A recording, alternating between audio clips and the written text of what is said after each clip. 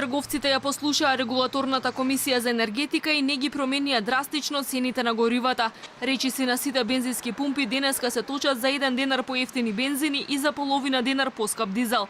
Евро Супер 95 се продава за 71, 98 за 73 денари по литар, а дизелот за 64 денари по литар на бензинските на Макпетрол, Лукойл, Макойл, Пуцко Петрол, Детойл. На бензинските станици на Галф 95-ката и дизелот се точат по овие цени. Единствено поскап е бензинот од 98 октани, се продава за 73,5 денари за литар.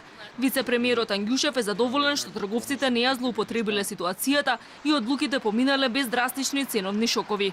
Тие направи еден коректен пристап према пазарот и не ги покачија цените, иако пазарот еве во овој период е либерален, се до донесувањето на методологијата и она што сакам да кажам дека основниот предзнак на законот за енергетика кој што го донесовме е повторно конкурентност и либерализација и државата нема да се меша во тоа.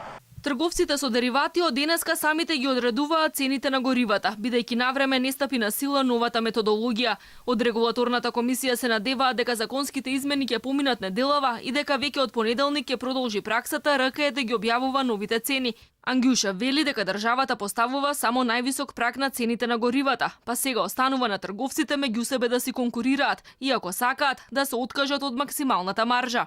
Државата единствено само ќе постави на максимален праг на цените на горивата, а при тоа под тој праг им е дозволено на сите нафтени компании или компании што се занимаваат со продажба на нафтени деривати да си воспостават своји пазарни цени.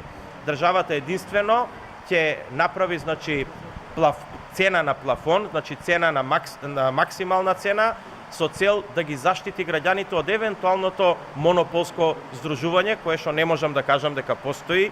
Кога горивата пред скоро 7 години надминаа 90 денари по литар, трговците не реагираа и не се откажаа од своите максимални маржи, за разлика од компаниите во соседството. Сега тие бараат маржата од 3,2 денари да се зголеми на 6 денари по литар.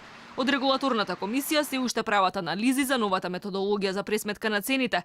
За сега е известно дека ќе се исклучи досегашниот трошок од $29 за тон кој се признаваше на ОКТА, но и ќе се признаваат зголемени трошоци за транспорт, складирање и маржа за малите трговци.